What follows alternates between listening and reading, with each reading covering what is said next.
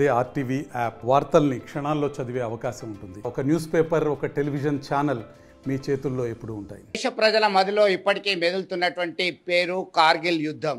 ఒకవైపు భారత ప్రధాని అప్పుడు పాకిస్తాన్లో పర్యటిస్తున్నాడు. అక్కడి ప్రధానమంత్రి నవాజ్ షరీఫ్తో మంతనాలు జరుపుతుంటే ఆ సైన్యాధ్యక్షుడు పర్వేజ్ ముషర్రాఫ్ ఆయన నోటీస్లో లేకుండానే కాశ్మీర్ ప్రాంతంలోని కార్గిల్కి గొర్రెల కాపర్ల వేషంలో కొంతమందిని పంపించారు. వాళ్ళందరూ కూడా ముష్కరులాగా పేర్కొన్నప్పటికీ పాకిస్తాన్ సైన్యం ఎంటర్ అయింది కార్గిల్లో.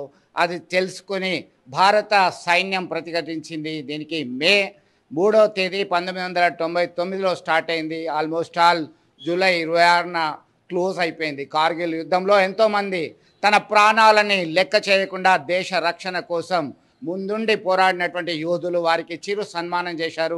కరీంనగర్లో ఉన్నటువంటి లయన్స్ క్లబ్కు సంబంధించినటువంటి ప్రతినిధులందరూ కూడా మనం చూస్తున్నాం. ప్రత్యక్షంగా కార్గిల్ యుద్ధంలో తాము పాల్గొన్నటువంటి మేజర్ ఉన్నారు, సైనికులు ఉన్నారు. వారి అభిప్రాయాన్ని మనం తెలుసుకుందాం. ఎందుకంటే ఇప్పటివరకు పాకిస్తాన్ నోటితో నవ్వుతూ నొసలతో వెక్కిరిస్తూ తన ఆగడాలని చేస్తూనే ఉంది.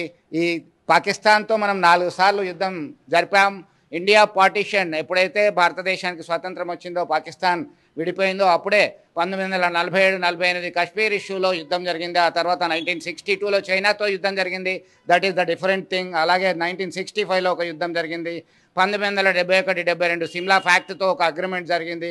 దానిలో కాల్పులు ఎప్పుడు కూడా జరపరాదు. కార్గిల్ అనేది భారత్లో ఒక భాగంగా గుర్తించడం జరిగింది. అంతర్జాతీయంగా ఉడంబడిక జరిగింది. అయినప్పటికీ అనేక సందర్భాల్లో అడుగడుగున ఒప్పందాలను ఉల్లంఘిస్తూనే పాకిస్తాన్ కయ్యానికి కాలు దువ్వుతున్నటువంటి పరిస్థితి అతలాకుతలం చేస్తుంది. 2 దేశాలకు సంబంధించి కూడా అనేక సందర్భాల్లో ఒక టెన్సివ్ సిచ్యువేషన్ గతంలో 1945 నుంచి 90 వరకు after completion of the second world war cold war అనేది మనం చూసాం. ఆ కోల్డ్ వార్ సిచ్యువేషన్ ఉంది. డైరెక్ట్ వార్లో కూడా పార్టిసిపేట్ అయినటువంటి పరిస్థితిని మనం గమనించాం. దీనిలో అనేక సందర్భాల్లో కొద్దిసేపటి క్రితమే సిల్వర్ జూబ్లీ సెలబ్రేషన్స్ ఢిల్లీలో ప్రధానమంత్రి నరేంద్ర మోడీ సైతం సైనికులను అభినందించారు. అప్పటి కార్గిల్ దివస్కి సంబంధించి సంబరాల్లో పాల్గొన్నారు. ప్రస్తుతం మనతో మాట్లాడడానికి ఆ యుద్ధంలో పాల్గొన్నటువంటి వీర జవాన్లు ఉన్నారు. వారి అభిప్రాయాన్ని తెలుసుకుందాం. నమస్తే. ముందుగా కంగ్రాచులేషన్స్. మీరు ఎప్పుడు పార్టిసిపేట్ అయ్యారు?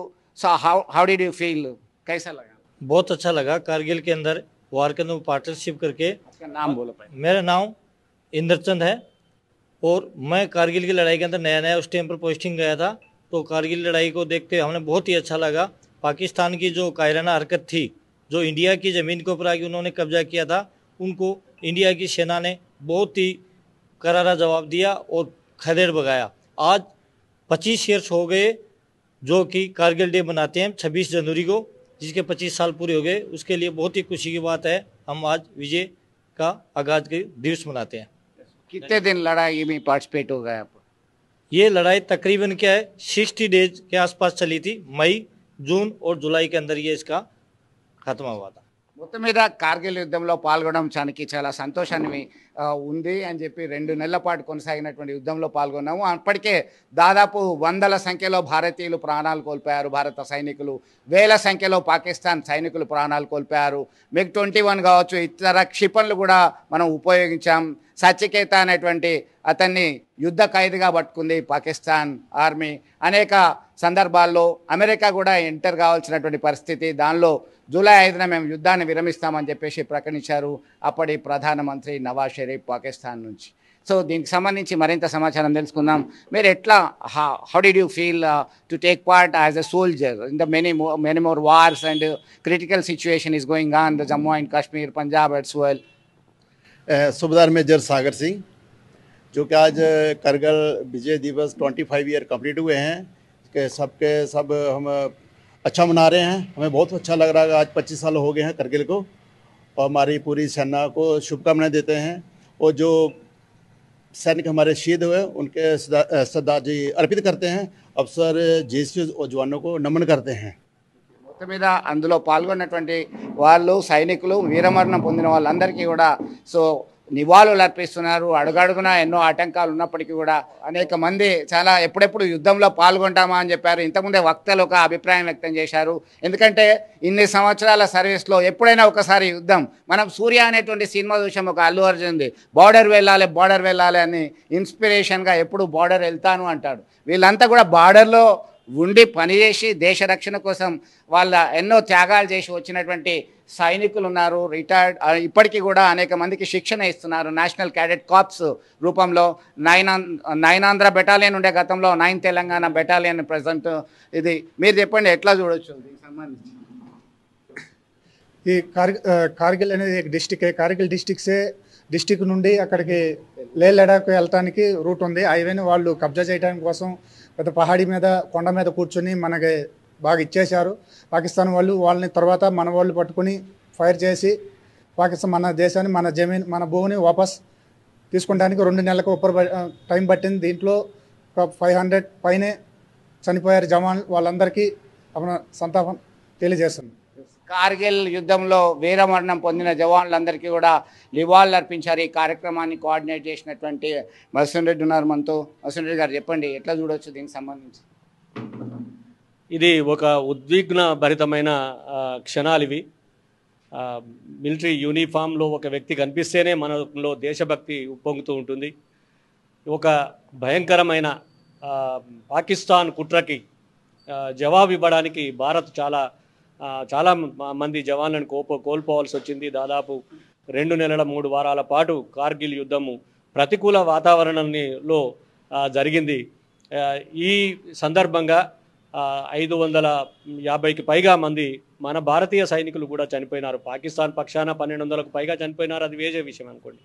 ఇలాంటి కార్గిల్ యుద్ధము జరిగినప్పుడు మన సైనికులు తెగువ చూపి ప్రాణాలను అడ్డు మనకి విజయాన్ని అందించినారు.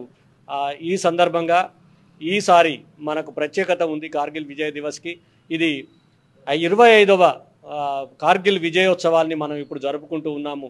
దేశ ప్రజలందరూ కూడా మన పౌరులు, మన జవాన్లు చేసిన త్యాగాల్ని మర్చిపోకుండా వారిని గుర్తు చేసుకుంటూ వారి కుటుంబాలని కూడా మనం వీలైనంతగా చేయూతనివ్వాలని చెప్పి మా Lions clubs, Karimnagar Lions clubs పక్షాన మేము ప్రజలని విన్నవించుకుంటూ ఉన్నాం.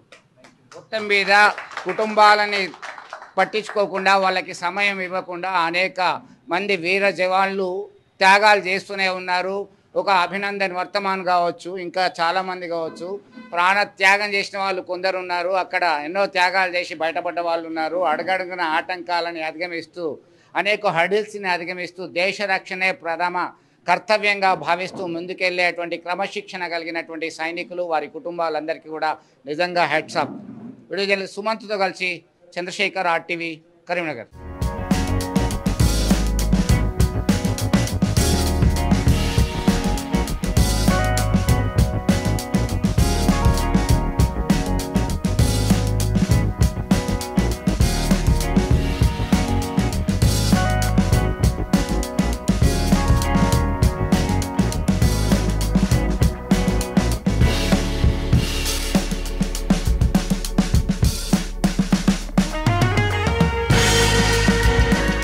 మరిన్ని వీడియోస్ కోసం ఛానల్ ని సబ్స్క్రైబ్ చేయండి. లేటెస్ట్ అప్డేట్స్ కోసం వాట్సాప్ ఛానల్ ని ఫాలో చేయండి. అండ్ లింక్ డిస్క్రిప్షన్ లో ఉంది.